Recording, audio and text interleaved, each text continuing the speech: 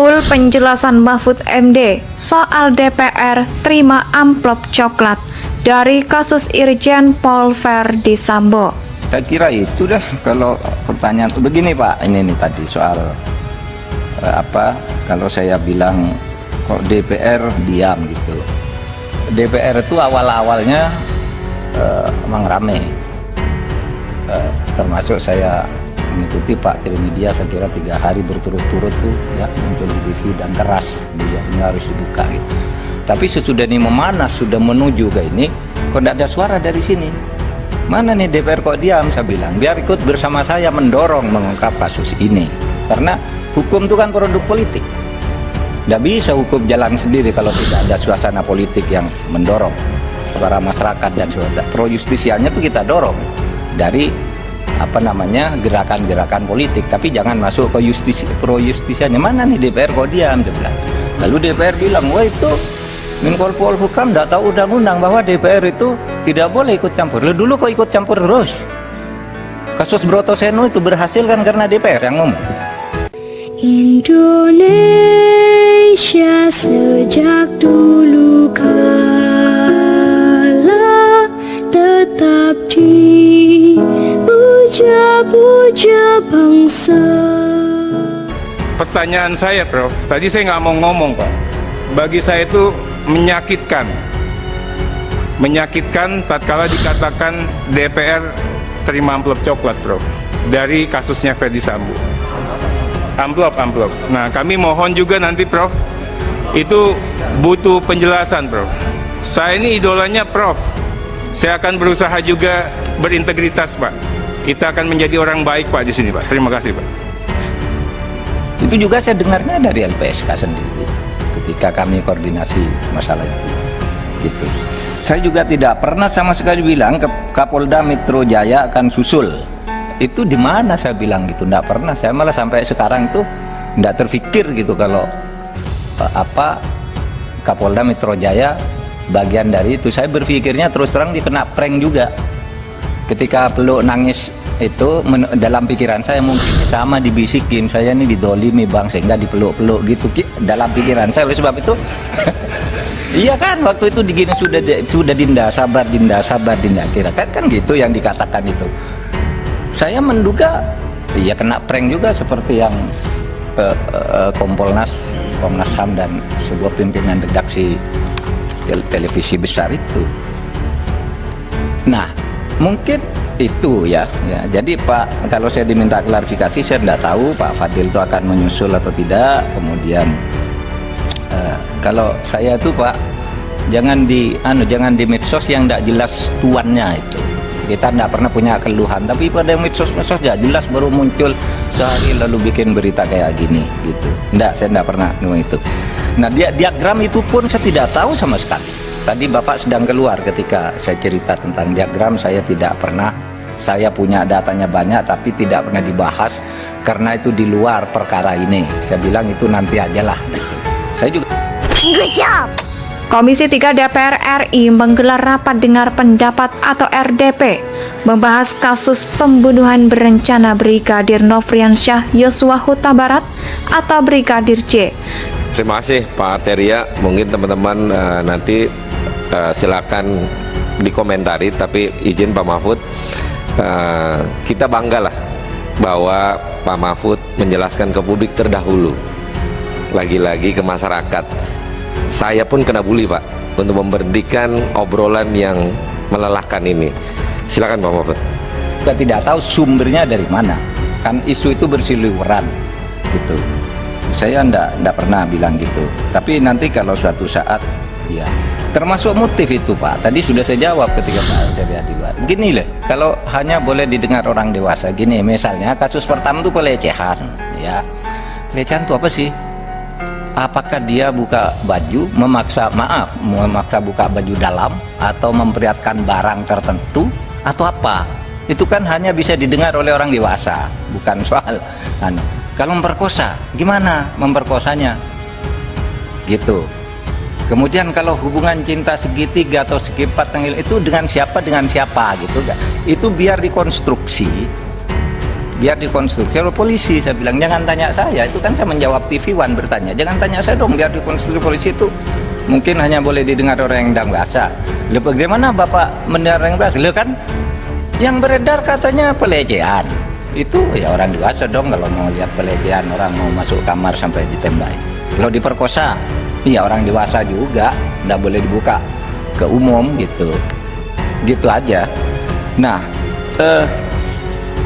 saya kira itu deh kalau pertanyaan begini Pak. Ini nih tadi soal kalau saya bilang kok DPR diam gitu. DPR itu awalnya memang rame. Termasuk saya mengikuti Pak Trimedia, saya kira 3 hari berturut-turut tuh ya muncul di TV dan keras ini harus dibuka gitu.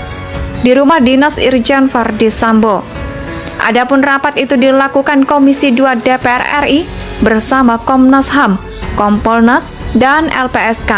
Terima kasih, Saudara Pak Mas Beni Harman itu teman saya dulu di sini di ruang ini. Jadi sering muji-muji tapi juga sering mengantem biasa. Kalau Arteria ini sebelum di DPR saya sudah kenal baik. Saya heran waktu itu anak ini kok pinter, tapi anak teknik kok pinter hukum gitu ya, jadi pengacara. Jadi saya temui, saya panggil dia sedang ngerokok. Kamu pinter dong, tapi ya dijaga ya hukum dan politik itu. Tahu-tahu periode berikutnya masuk ke sini dia. Makanya tadi bilang kenal itu karena itu sebenarnya. Dulu banyak nangani kasus di MK dan bagus argumennya, padahal dia di riwayat hidupnya tuh lulusan fakultas teknik, belum ditulis hukumnya waktu itu. Nah baik, gini loh Pak, banyak sekali hal yang sebenarnya tidak saya katakan lalu dibilang saya katakan. Misalnya tadi, di mana dan di berita kapan saya pernah bilang bahwa DPR itu pernah nerima amplop. Coba berita apa TV One apa Tribun News apa Kompas, tidak pernah saya bilang.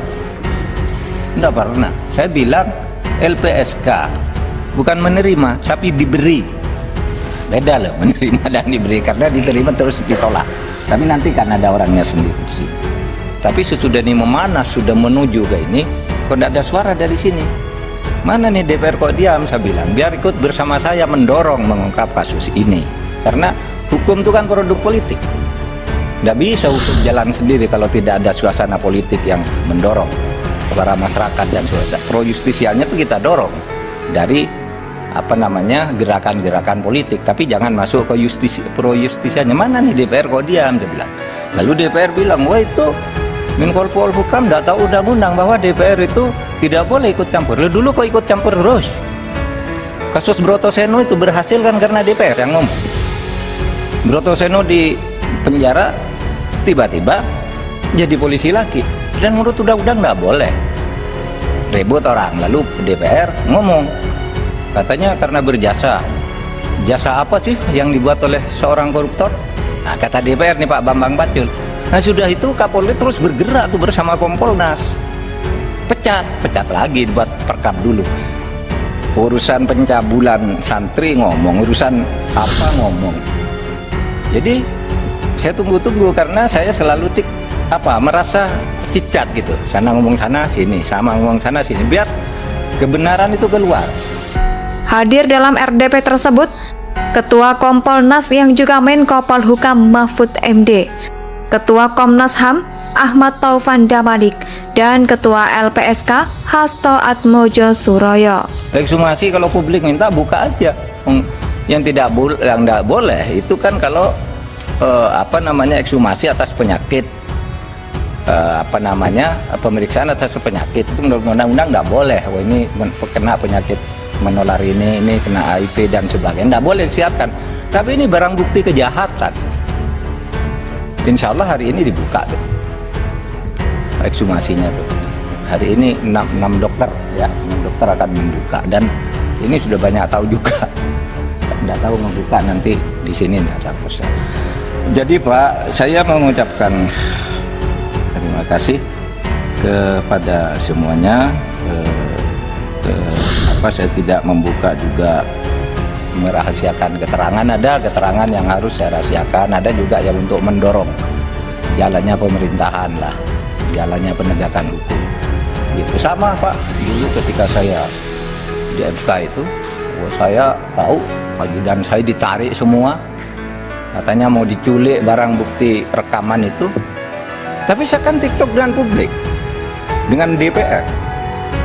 Dan ngomong di sini publiknya bergerak, selesai. Masalah cicak buaya 2 itu. Ya kalau saya sendiri gitu udah selesai tuh. Udah masuk 2 penjara 2 orang tuh. Gitu. Saya menggunakan cara yang sama tetapi tidak melanggar hukum. Terukur. Gitu. Apa yang boleh saya buka ke publik, apa yang tidak saya ukur betul. Gitu. Tetapi saya memang disertasi saya itu politik hukum. Sehingga saya tahu bagaimana caranya menggunakan politik agar hukum bekerja. Gitu aja kalau saya. Jadi saya minta maaf untuk hal-hal yang tidak bisa saya jawab, tapi saya nanti akan ketemu, boleh dengan Bapak berdua. Kapan kita atur, saya beritahu hal-hal yang tadi ditanyakan. Karena itu duga nanti akan muncul di sidang. Saya sudah koordinasi dengan kejaksaan, jangan ada yang ditutupi, buka aja. Termasuk kita yang minta agar ekshumasi, katanya ekshumasi hanya boleh dibuka oleh hakim.